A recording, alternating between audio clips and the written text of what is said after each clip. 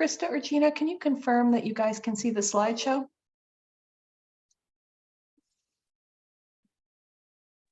Yes, we can. Okay, thanks so much. All right, everyone, I'm going to start recording. Oh, we're all set. Okay. Welcome, everyone, to our first office hours of the new year. Today is January 11th, 2023, and the assessment team wants to welcome all of you to the Lunch and Learn for today. Just a couple of housekeeping reminders about these meetings. So please post questions as they come up into the meeting chat. Regina is recording those as they're asked, and then we will get to them in the Q&A session at the end. And just a reminder that if you do have a question at the end that hasn't been entered into the chat, you can go ahead and raise your virtual hand so we can make sure to get that question addressed before the end of the session.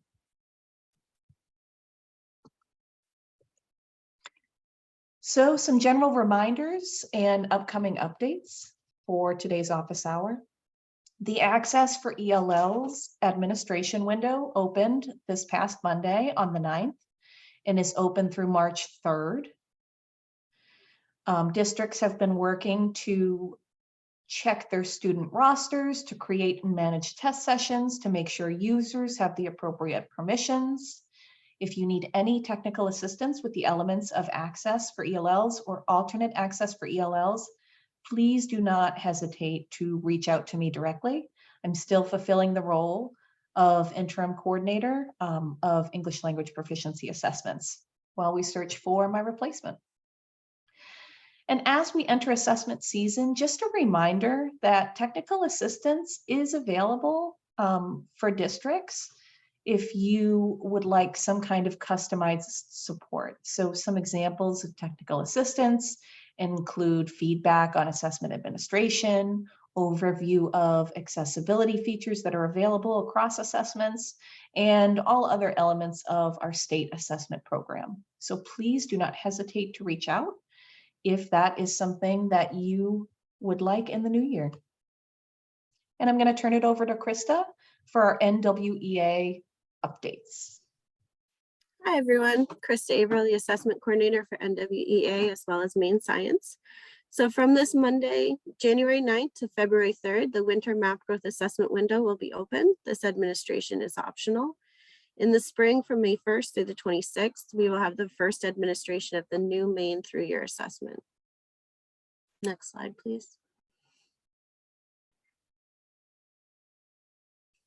School state codes are an important part of the connection between map growth and the Maine through-year assessment administration portal, right there, and will be vital to the SSO connection within map growth to the through-year platform. Incorrect or missing school state codes will cause users to error out and not be able to connect to the through-year platform. NWEA and the Maine DOE are asking for all school state codes to be reviewed and updated as needed by February 15th of this year.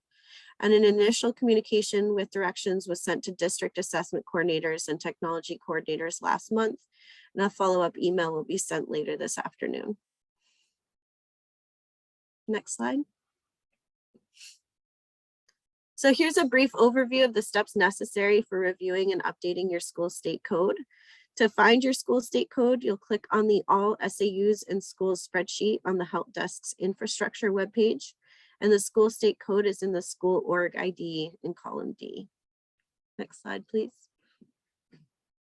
If you roster manually in map growth, you can view your school state code by clicking Modify Preferences and Modify District. If your school state code matches the school org ID from the infrastructure spreadsheet, no further action is needed. If your school state code does not match the school org ID, click Edit Name and State Code and update the code.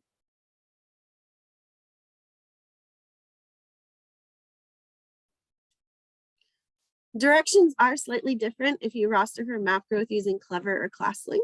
So please see the instructions that are going to be sent later this afternoon for those additional details. If you're struggling to update your school state code with manual rostering, please reach out to NWEA Maine Partner Support at 855-430-1777, And if you're struggling with rostering with Clever or ClassLink, please reach out to your SAU's Clever or ClassLink representative. Next slide, Krista, can I please. add something here? For those SAUs that are rostering utilizing Clever, please do ensure that your alternate assessment participants are not included in the roster, because unlike the NEO assessment report, students who are eligible for alternate assessments are included if rostering with Clever. So just a reminder to double check that, so we don't have students enrolled for both general and alternate assessments. Yeah, so that will apply for the winter. Fortunately, in the spring, we'll move to a state rostering system. And as a result, we won't have to worry about that any longer. So, but for this winter, if you're doing that administration, yes, please make sure you double check that. Next slide, please. So one common question of late is, can I choose to give both map growth and the Maine through-year assessment in spring 2023? So please note that all students are required to take the Maine through-year assessment in this spring. The table displayed here is meant to provide guidance to SAUs and schools when deciding whether or not to administer the map growth assessment in addition to the Maine through-year assessment. So some considerations that I would like to highlight from the table for you are, if an SAU or school chooses to administer map growth this spring, it does not need to be within the same assessment window as the through-year assessment. Due to standard setting, RIT scores from the through-year assessment will be delayed until late summer or early fall. If a school or SAU is seeking immediate RIT score data, they can still receive this by taking the map growth assessment. Extended seat time is one consideration as well. So please note that the average seat time for the Maine through-year assessment is 55 to 60 minutes per content area, reading and math. Of course, individual students will take varying amounts of time to complete the assessments. And lastly, in spring 2023, there will be no additional cost to SAUs and schools if you choose to administer map growth in addition to the through-year assessment, as the department has already paid for map growth for the remainder of this school year. More questions and answers about the transition to the Maine through-year assessment can be found on our reading and math assessment webpage.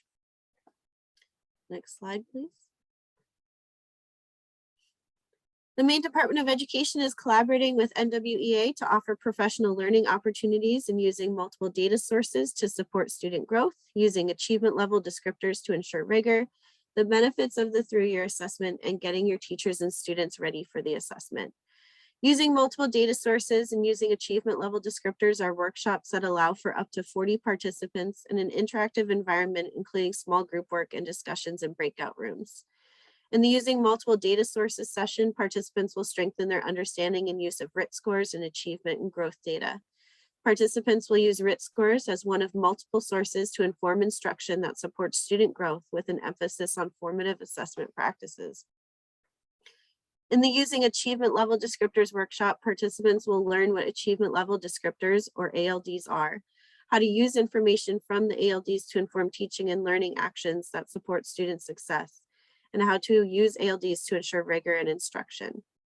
The benefits of the through-year assessment and getting your teachers and your students ready sessions are webinars that will begin in February. Hundreds of individuals can attend those sessions and they will be recorded, and a link to the recording will be posted online.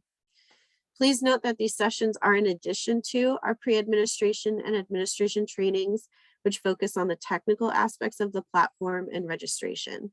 I will release the times for those trainings as soon as I have them. So here's a list of the remaining sessions in January, as well as all sessions in February. This month, we began our workshop sessions for using multiple data sources and using achievement level descriptors. If you had attended our first session this month, a feedback form was sent to your email. If you attended yesterday's session, you can anticipate receiving a feedback form to your email soon. We do appreciate all the feedback so that we can work to improve our sessions moving forward. One of the changes that has already been implemented based on feedback is that the last 30 minutes of each workshop will be dedicated to a Q&A session for questions specific to the Maine through-year assessment program. So for those 2-hour workshops, they are now 90 minutes for the workshop and an optional 30-minute Q&A at the end. There is no change being made to the webinars, however, they remain 1 hour. More workshop and webinar times will be offered in March and April. Unfortunately, I am unable to record workshop sessions or share the information in a different format as the workshop content is considered NWEA's intellectual property. If you signed up for a workshop but were unable to attend, you can always sign up for one of the later dates as well. And you can find a complete list of workshop times and registration links on our NWEA website. Next slide, please. I'm also excited to share with you a new resource developed by NWEA in concert with the Maine Department of Education and education professionals from various Maine SAUs, the Achievement Level Explorer tool. Achievement level descriptors define the characteristics of student performance on the state assessment at each of the 4 achievement levels, well below, below, at, and above state expectations. Displayed here are the state of Maine's general achievement level descriptors for reading and mathematics, which provide a broad overview of each level. The Achievement Level Explorer tool breaks down each of these 4 achievement levels by grade level standards assessed on the Maine through-year assessment in reading and math. So with this resource, educators will be able to access the progression of grade level performance expectations defined by Maine standards-based achievement level descriptors, analyze student performance by achievement level, plan instruction so all students have the opportunity to learn and meet the expectations for their highest levels of achievement, and analyze student progress and identify target standards for growth. The Achievement Level Explorer tool and its applications will be explored in detail during our Using Achievement Level Descriptors workshops. And again, you can find those registration links on our NWEA website as part of the NWEA Professional Learning Catalog. Next slide, please. And for your reference, here's a screenshot of a single 4th grade geometry standard and the Achievement Level Explorer tool. And as you can see, the knowledge, skills, and abilities of students at each achievement level are described. So if you visit the tool, this is what you can expect to see for the reading and math standards in grades 3 through 8 and 10. Moving on to the Maine Science Assessment. So in the spring, the Maine Science Assessment will be administered to students in grades 5, 8, and 3rd year of high school. The assessment window for the Maine Science Assessment is May 15th through the 26th. Spring 2022 student result reports will be released soon, with educators able to review within Maine's Accountability and Assessment Reporting System, or MARS. We appreciate your patience as we work to verify our counts and data quality checks. A frequently asked question in the past several weeks has been, when will the manuals and guides be available online? We are working on updating handbooks and manuals in preparation for the spring 2023 administration. The support site, Zendesk, is to be restored to full functionality by March 2023, with the lockdown browser, Atom platform user, Proctor user, and accessibility guides being released at the end of this month. On our website under resources, you can currently find our assessment blueprints and practice assessments. All items on the Maine Science Assessment are aligned to a science topic and a specific performance expectation. Assessment blueprints specify targets for the minimum and maximum number of score points aligned to each topic. You can also find our achievement level descriptors, or ALDs, for the Maine Science Assessment. Due to the 3-dimensional nature of the next generation science standards, the ALDs for Maine Science are in a very different format than those for the Maine through-year assessment. You can find an explanatory video and the ALD documents on our science webpage. And in addition, we are currently developing professional learning opportunities with New Meridian, our science assessment vendor, to help educators and administrators better understand and utilize the science ALDs. And lastly, practice assessments continue to be available for each grade level and can be found at our science webpage. Now on to the international and national assessments. First with I'm going to remind you all that there's a neat field trial this coming spring, and while Maine's not involved, it does, to keep you up to date, there is going to be a new administration and management system for the assessment that we're piloting, as well as different modes of administration and a device agnostic system. Hopefully all works out and it'll be easier to administer and manage the NAEP. As far as TIMS, just a friendly reminder that those schools that are participating, the administration will take place between March and May of this coming spring. And then again, you've heard me speak over the last several months about the NEEP release, which took place in late October. But the good news with all of that is that there are now more released items, which we had had a little, well, a lack thereof during the transition to the digitally based assessment. But now that we're fully there and things have been well examined, we do have the blocks of released items, which you can access on the nation's report card website, along with a multitude of other tools.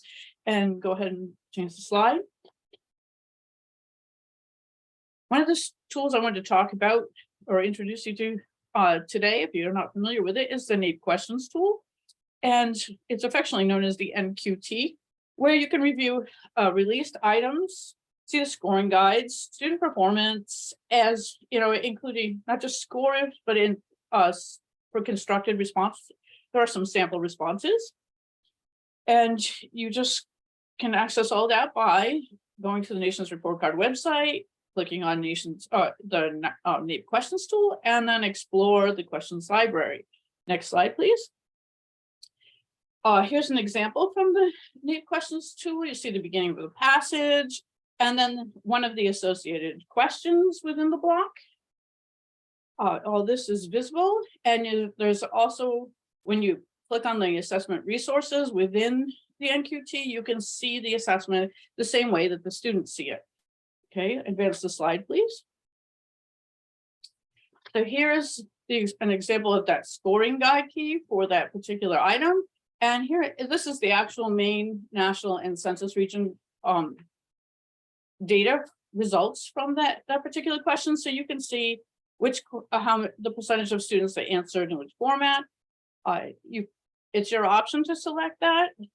These resources are available for the classroom. You can use one item, you can use the whole block, and the teachers are not held to the time constraints. The students can print the results, and you can even add questions about the passages if you want to, and create your own. Okay, next slide, please. So back to me. So as I shared earlier, I'm currently serving as Director of Assessment. We are also still looking to fill the role of alternate and ELP Assessment Coordinator. So here are your monthly updates for access for ELLs and alternate access for ELLs. Just a reminder that many times in SAUs, it's not the district assessment coordinator who is coordinating access. It tends to vary as that's a local decision. But these are some of the ways that if you have an ESOL administrator or coordinator or educator coordinating the access assessments, these are some of the ways that you can help support them in making sure that all of the pre and during and post administration activities are completed.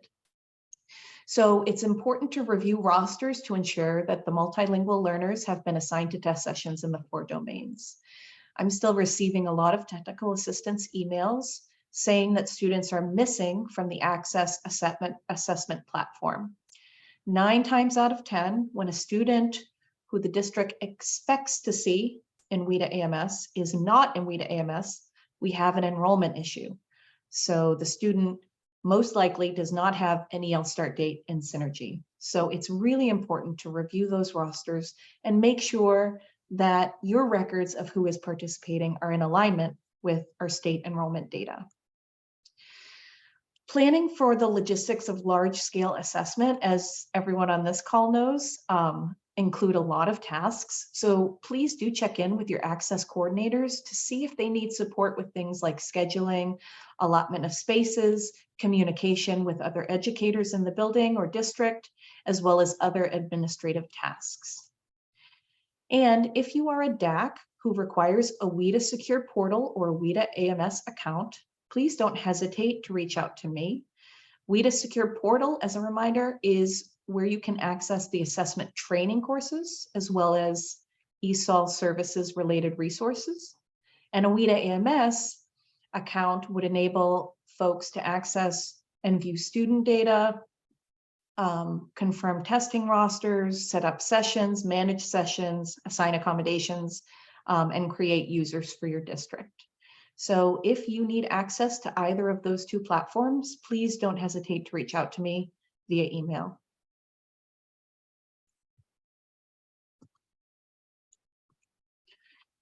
One important additional way to support Access Test Coordinators is also to refer to the reports in NEO.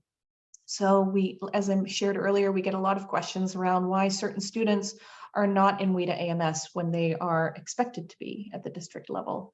Some of the reports that are helpful when troubleshooting an enrollment question are the student detail reports, as well as the access and alternate access assessment reports in NEO. The student detail report includes all information pertaining to the student's enrollment. And again, that data draws directly from Synergy. So if there is no EL start date, a student would not be on the access assessment report. If the alternate assessment field has a value of N for no, they are not currently identified as an alternate assessment participant in the alternate assessment report. And then the assessment specific reports are helpful so that you can confirm all students who are required to participate in the appropriate assessments are included in the reports. Here's a glance again at our calendar for access for ELLs and alternate access for ELLs. So it's open now as of this past Monday and closes on March 3rd. We also are having access open office hours every Monday. I'm happy to share the link if anyone is interested, where test coordinators and administrators can drop in, ask questions, and receive technical assistance. As previously shared, we also have the alternate access for ELLs field test this year. That begins on February 14th and closes on April 17th. The point of the alternate access for ELL's field test is that it will result in a redesigned and updated alternate access 2.0. It will also lead to the development of an alternate screener for students with significant cognitive disabilities who are also being screened for multilingual learner status. Such a screener does not currently exist. The other addition or benefit to having the alternate access for ELL's field test is that it will result in the development of a kindergarten alternate access for ELLs, which also doesn't currently exist. And as everyone knows, we are required to have alternate counterparts to all general assessments. Moving on briefly to MSAA and MSAA science. So we are in the pre-administration activities part of our preparation for our alternate assessments based on alternate academic achievement standards. A survey was sent to special education directors on January 6th, asking them to identify who will be serving as the local alternate assessment coordinator. If you are going to be supporting at the district level with alternate assessments, please don't hesitate to reach out to me and I will make sure to create a user account for you as well. Trainings are being offered by Maine DOE. Just want to highlight that these trainings are actually not required, but they are recommended, in particular for new alternate assessment coordinators, new alternate assessment administrators, and any district stakeholders who want to learn more about our alternate assessments. Those will be on February 27th. That's the test coordinator training. And March 1st is the test administrator training. The platform will go live for SAU users on February 21st. So in advance of that test coordinator training. Platform will only go live for those districts that have responded with the information about who the district test coordinator is. So it's really important that that survey gets returned to DOE. The training, which is mandatory pertaining to our alternate assessments, are the online training modules, which are contained within the MSAA platform. There are 6 training modules for TAs and 6 alternate training modules for test coordinators. The online training modules for TAs also include a mandatory quiz, after which TAs will have access to student assessment materials if they've passed the qualifying quiz. As we get closer to the assessment administration window, we will have more alternate assessment specific elements added to our monthly office hours. That was a lot of talking by the assessment team. So we're going to go ahead and open it up to questions. Go ahead, Keith. I see you raised your hand. Thanks. I had a question that I posed to the federal grants team yesterday with regard to Title I schools.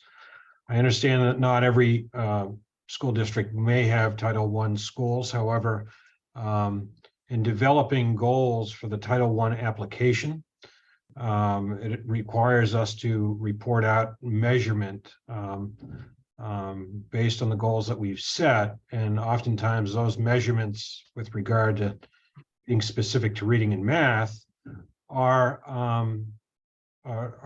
either local and state assessments. Now, it was answered, I think, partially or maybe in whole today with regard to having data to serve as a measurement for that. And that would be, in my understanding, a requirement if we were to use the state assessment to give it twice and use the MAP growth assessment to get that data more immediately to report out on progress. And also, I guess, as a means of completing a title application over the summer for next year. Wondering whether or not any of the assessment team had any other options that they may kind of pose to districts that do have Title I schools in that scenario. Jeanette, are you still on the call? I am. Would you be able to respond to Keith's question? Thanks for that question, by the way, Keith. Yep, I can. I did connect with the ESEA federal programs team this morning, and that question did come up. They did mention you'd reached out, Keith, regarding that. And I did talk through with them the time frame at which data will be available and all of those elements. And Krista, correct me if I'm wrong, the intent is, although data will be delayed, a RIT score will be available, and then the summative score will come later. Is that still accurate? The RIT scores will be provided in a preliminary data file. We expect that in July. So I did explain, and that's the information I shared with the ESEA team. So we would be hopeful that you would have access to that RIT score data for your new application cycle, Keith, to be able to utilize that to demonstrate if you'd work towards achieving those goals or if those goals needed to be further adjusted or refined. Does that answer your question? It does. I guess I would just stress, and I understand that everybody's under a lot of stress, that in order to go that route, it would require, I guess, in my position, to really have some cemented timelines in order for that to happen, because unless the adjustments are made with regard to deadlines and putting forth an application for title funding for next year, unless those are delayed or pushed back, I would be hard pressed to report out on data and also set goals for the application for next year. You know, and I don't mean to use this as an example, but for example, if we're in the same position that we're in with regard to our science data, it could be problematic for us. Understood. Okay. And go ahead, Dawn. Do you have you're next on the list? What's Yeah. your question? Real quickly, I just wanted to, Jody, we do not have a special ed director right now. They left, and I believe that survey may have left with them. And I'm wondering, as the district assessment coordinator, if I could do that survey for my district. Yeah, can you hear me? Am I on mute? I can hear you, Jody. Okay. can't see that part of my screen. That's okay. Absolutely, Dawn. I can send that to you. And also, once you return it, make sure that you get set up with a district user account. In the Yes. meantime, if you have any questions or would like a technical assistance call with me just to go over some elements of the alternate assessments, please feel free to reach out. Okay, great. Thank you. Sure. And Monique, I see your hand is raised. I have two questions. One is I just need to confirm, am I really clear that even within the NWEA application, after a child assesses, we will not be able to access their RIT score? So for spring 2023, the RIT scores will be delayed. Yes. So we will not be able to access those within the application, and that you are working very hard to try to get us some sort of RIT score before our federal grant applications are due for the coming year.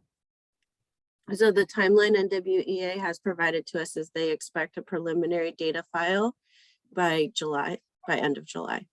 Will that include growth goal targets, which is what we operate off of, or just a raw RIT score? It'll include the RIT score. Okay, so just the RIT score, it won't have growth targets or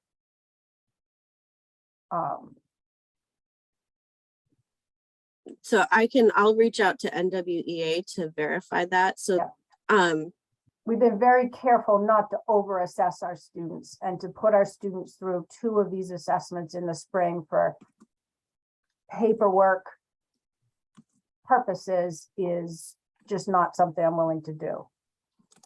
So any kind of data would be very helpful as soon as it can be provided. The second question I have is, and I apologize for missing this if I have, in terms of the TIMS administrative assessment, the dates shared in this presentation were, I believe, March 1st to May 31st. On the calendar, which is what I use to communicate with staff, it says March 20th to April 3rd. So it'd be helpful to have those correct dates. And then have districts been notified yet? And if so, who receives the notification? Is it the DAC?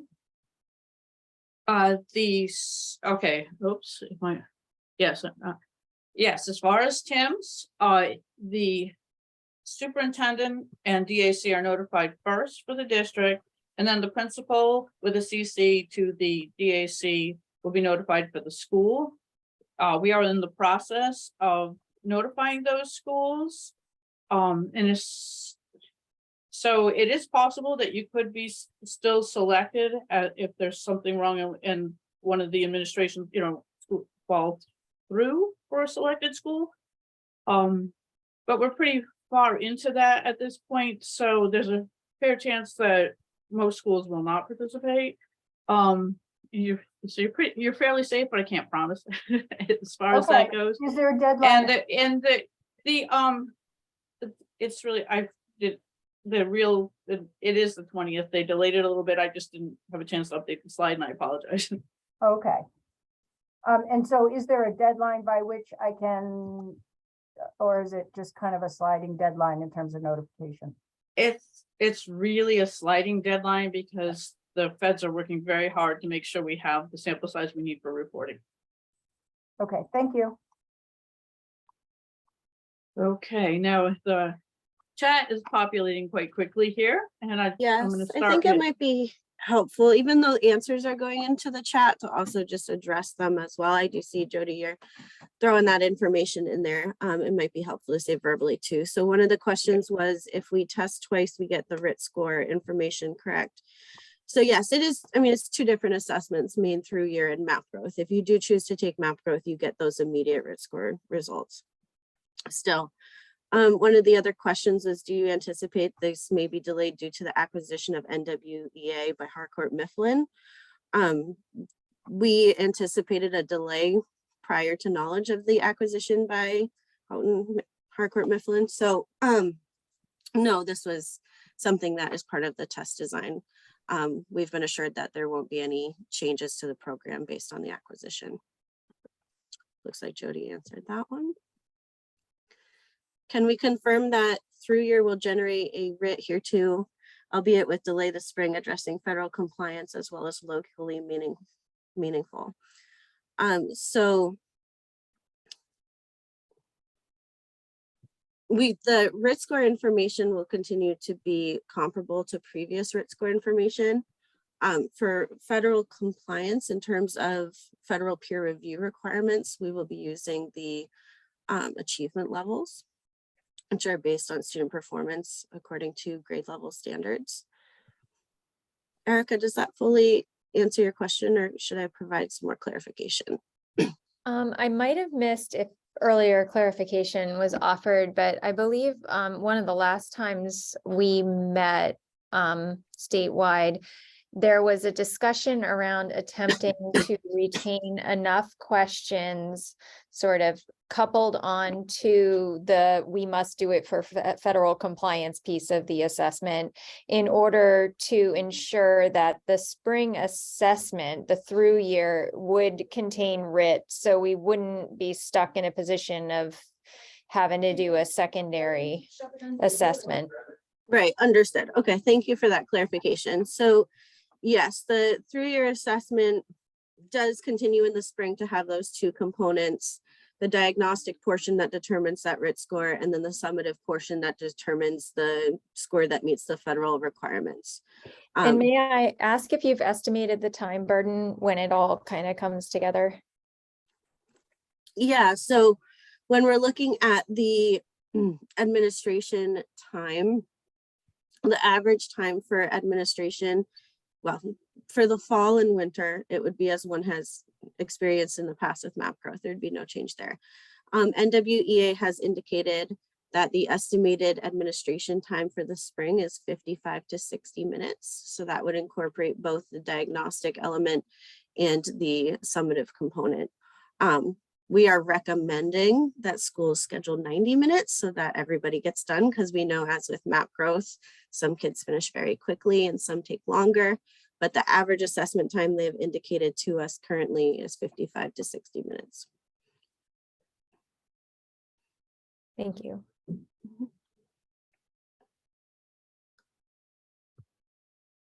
I don't see any additional questions in the chat. Do you, Gina?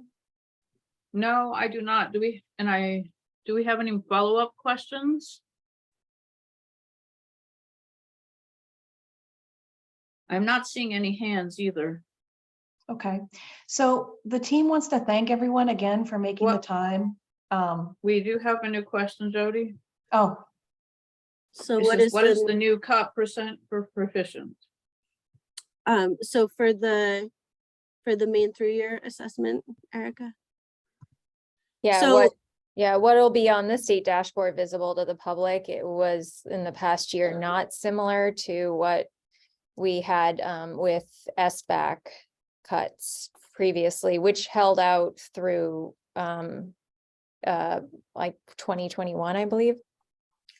So the cut scores for the Maine through-year assessment are going to be determined during standard setting. It's an event that determines at what level, uses the achievement level descriptors to determine where the cut scores are for students that are proficient. So it's not aligned necessarily to a certain percentage of correct questions or an expectation that a certain percentage of students will meet proficiency.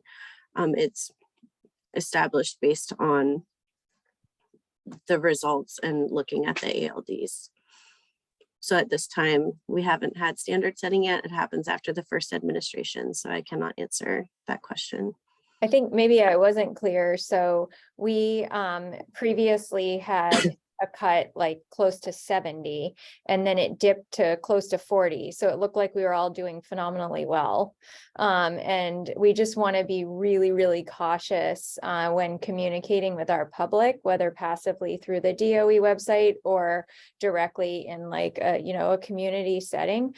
And to be in front of that would be tremendously helpful to know where that cut is going to occur, because previously it was much higher, and for lack of a better term, it appeared inflated most recently. That's what Yeah, I'm so- asking with regards to cut.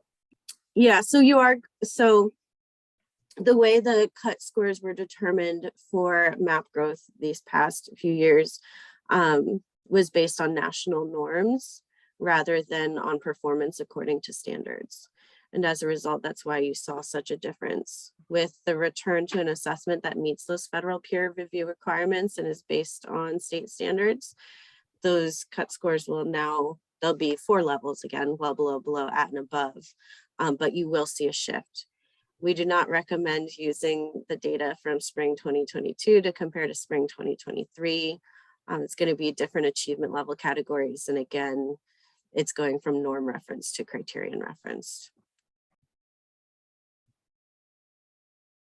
Could we request that the DOE offer a standard communication explaining that? So, because it's really not something we held the wheel on. And it's very difficult for our public to understand, and perhaps a disclosure on the state dashboard so that people looking at data can have those questions preemptively answered without us having to entertain them locally. Those are great suggestions, Erica. Thank you. I think we can definitely accommodate that.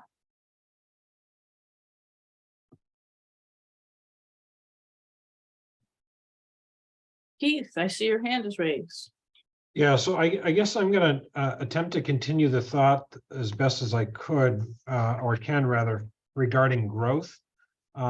Because if there is a growth measure, I guess I wonder, now that the adaptability of NWEA is going to be restricted to 1 grade below or 1 grade above, we are going to experience a contingent of students that drop well below the prior grade.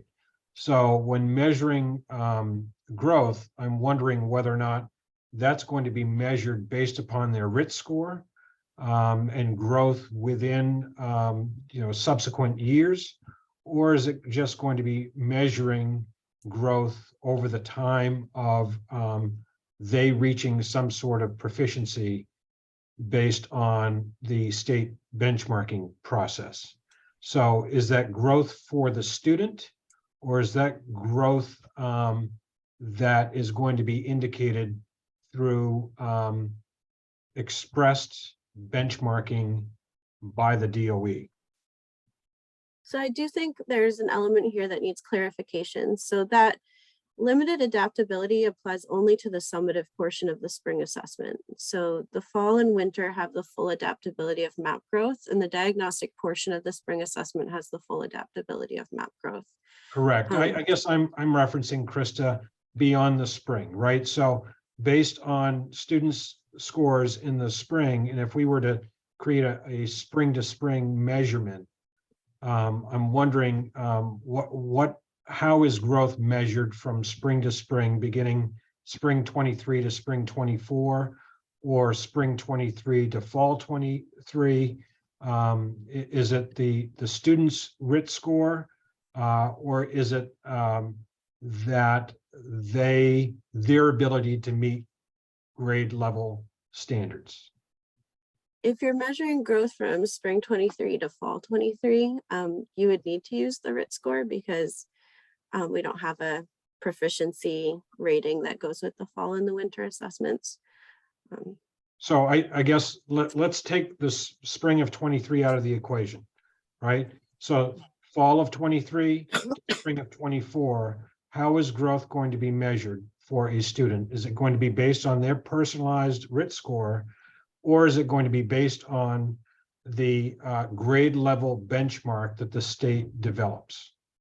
So if I were to make it more simplistic for this argument, I'm just looking at it from a growth perspective, knowing that the adaptability beginning in the spring of 23 will be different than what they've ever experienced before.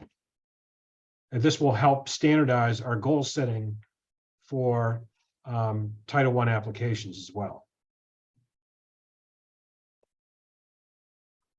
Oh, okay, I think I'm going to ask a clarification question. Are you talking specifically about student growth within the academic year, or are you speaking to accountability measures? I would say that would be applied to both. I don't think they're exclusive to one another. From our perspective, we've always looked to NWEA for growth measures for individual students, and celebrating that amount of growth, knowing that if they meet their growth goal, they remain in the category that they're indicated in, and if they surpass that, then they are making substantial growth. So from an accountability compliance standpoint, I'm really looking at it from the angle that we're going to be held as districts accountable to the DOE should tiered systems be developed in the future. I really want to make sure that I have a full understanding of the impact of what is growth, so that we're all using a common definition of what that is. Okay, I'm gonna start and briefly give a synopsis of our work in the accountability group, and I'm gonna ask Jeanette and Jody to correct me if I'm wrong. And then beyond that, we'll probably have to reach out and get any clarifications. But at the current time, we're looking at a model that would use both spring achievement and fall to spring growth, with the exception of MSAA, which we could only do spring to spring growth.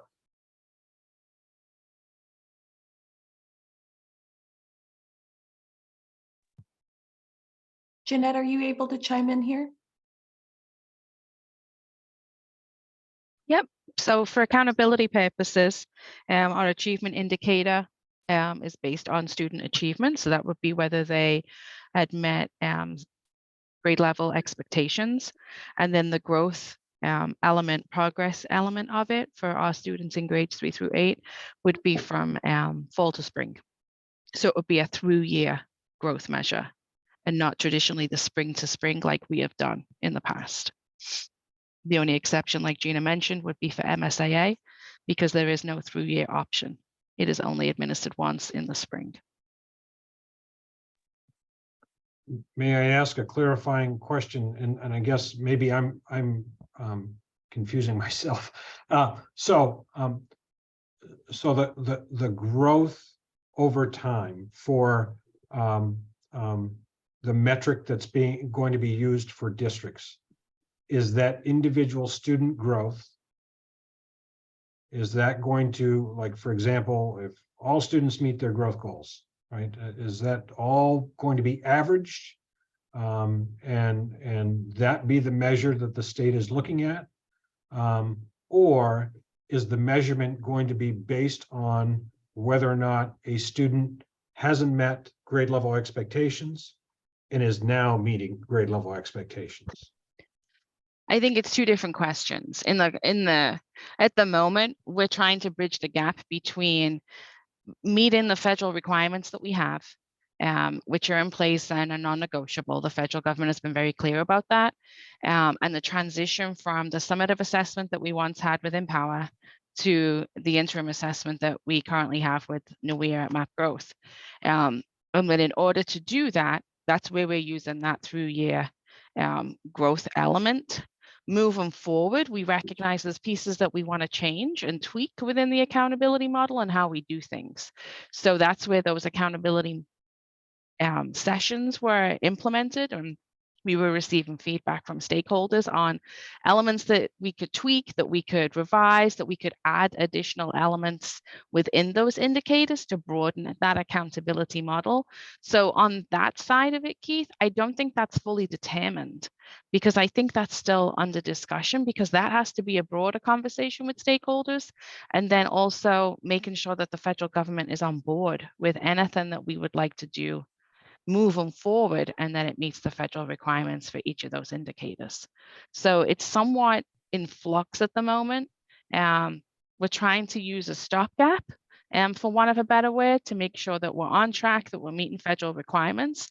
But we know, because of this transition with the through-year assessment, that there are changes that will naturally need to happen. And how we determine a student's growth is one of those elements that we really need to look at, to make sure it is equitable and it is in the best interest of Maine students and Maine schools.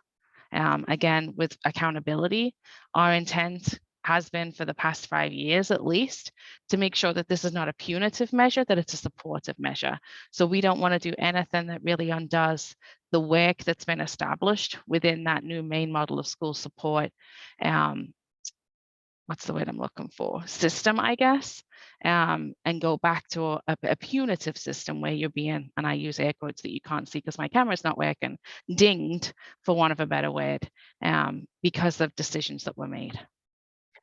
And I appreciate that. And I think one of the things that we struggled with internally was in the previous accountability model, when we began to represent growth, we would have higher performing schools that would not grow as much, and were placed on tiered lists, whereby we had other schools that performed at a much lower capacity, that did show a lot more growth, that needed the most help, that were not identified as tiered schools. So I'm hopeful that we can continue that path, that we're providing assistance to the schools that need the most help and guidance, and not using a previous growth model that would inherently just place highest performing schools on a list because they hadn't shown as much growth over time.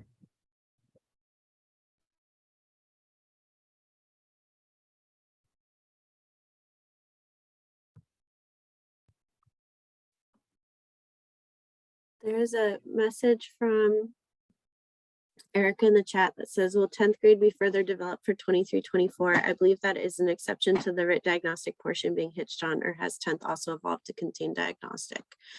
So for the spring 10th grade assessment, the summative portion is fixed form. It will still have a diagnostic portion. So fortunately, we can say that that diagnostic portion will still have the full adaptability of map growth.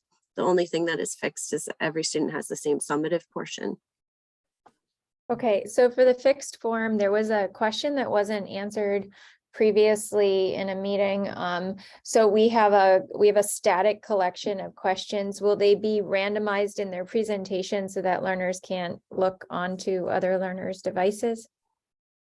So that's a request I've made with NWEA, Okay. and I'm still pursuing that request. I would prefer it to be that way as well. If not, could we have like a heads up for Yeah, creative definitely. seating? Thank you. Yeah. Yes, thank you. If there's nothing else in the chat, I first want to thank everyone for, as always, your thoughtful feedback and your questions today. This really does inform the work, so we appreciate you. And also for your time. Please continue to reach out to the team as questions come up or technical assistance needs arise. And we'll look forward to seeing all of you hopefully next month. Thanks, everyone.